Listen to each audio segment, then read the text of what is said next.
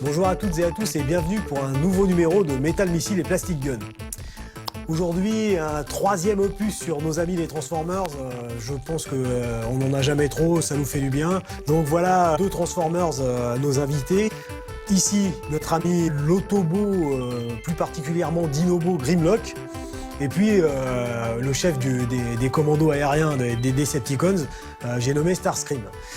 Alors, l'intérêt de ces deux Transformers, c'est qu'ils se transforment. Eh bien oui, contrairement aux Transformers de Revoltech qu'on a vu dans les émissions précédentes, ceux-ci sont des versions américaines. Donc, pour un prix et une taille modique, on a tout l'intérêt d'un personnage de Transformers.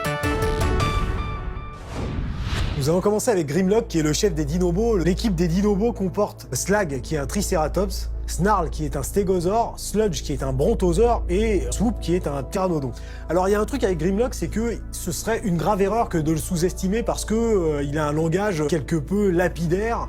Il n'emploie ni adverbe ni conjugaison, mais sinon, il a une intelligence de rang 10 au sein des Transformers. Donc, le moment est venu, nous allons sortir Grimlock. Le blister, comme vous le voyez, a été préalablement fendu. Nous sortons l'objet. L'avatar, on va dire terrestre de Grimlock, c'est le plus grand prédateur de l'ère préhistorique. J'ai nommé le Tyrannosaurus Rex. Le jouet est assez sympa de ce côté-là. Hein, vraiment, il n'y a pas d'équivoque quant à la forme du dino. Voilà, maintenant procédons à la transformation. Donc, première étape, vous enlevez le canon de Grimlock. Vous commencez par l'allonger. Donc, vous ouvrez sa mâchoire qui va constituer ses pieds. Vous rapprochez les pattes avant, très courtes, comme nous le savons sur un Tyrannosaurus Rex. Nous allongeons en fait la partie qui va constituer ses jambes. Vous séparez la tête du tyrannosaure qui devient les deux jambes, comme vous pouvez le constater pour l'instant. Ensuite, une rotation de manière à placer la plaque thoracique qui est ici et la retourner pour placer le bras dans l'autre sens. Auparavant, il serait judicieux de débloquer la queue, voilà. Ici, donc on tourne la plaque. On tourne la tête de Grimlock, hop, voilà, qui doit être par ici. On se retrouve ici avec le bras droit. Je suis désolé, je suis obligé de le faire en regardant parce que c'est quand même assez ardu. C'est du Transformers, c'est pas de l'extrêmement complexe, mais il y a quand même de la manipulation. Donc ensuite, on enlève les plaques qui protègent sa taille. Vous repliez les pattes, ce qui vous permet de découvrir les poings de Grimlock. Voilà.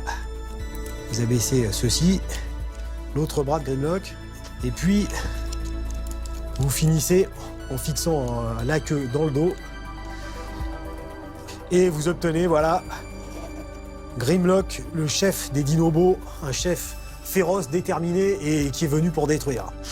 Et puis il a plutôt de l'allure en robot, donc c'est vraiment, pour pas grand chose, c'est quand même un jouet sympa à acquérir quand on est un fan de Transformers.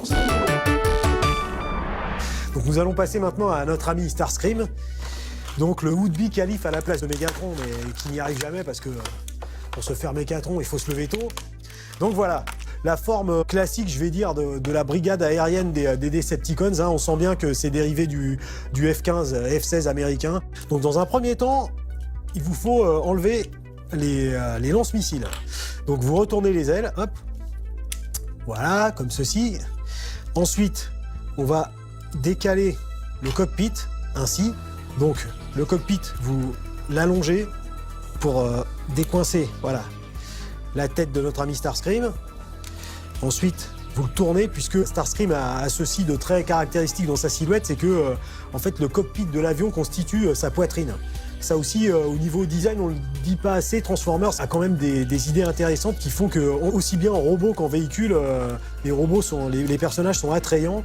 Ensuite, on fait ça, on rabat le cockpit vers l'arrière, les jambes sont rallongées, donc les dérives sont pliées et ensuite sont placées à l'horizontale. Voilà, comme ça. Ensuite, vous dépliez les pieds, parce que sans ça, il n'y aurait pas d'équilibre. Voilà. Et puis, vous déployez les poings qui, comme souvent, sont entre guillemets stockés dans les avant-bras du robot. Voilà, c'est monté sur un axe, donc vous les sortez. Voilà, donc c'est bien fait parce que une fois la transformation effectuée, on a quand même le moyen d'obtenir des articulations au bras de Starscream. Voilà, et ensuite vous terminez, vous parachevez le chef-d'œuvre. en mettant les lance-missiles. Lance-missiles qui, comme souvent dans les jouets Hasbro de cette période, sont effectifs, ce dont je ne me plains absolument pas.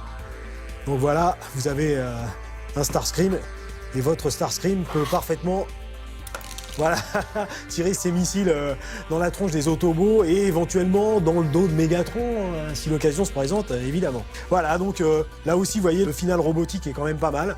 Humanoïde, hein, bien carré comme le design des Transformers. Moi, je trouve ça appréciable. Voilà, des Transformers, des missiles, des dinosaures, des avions de chasse.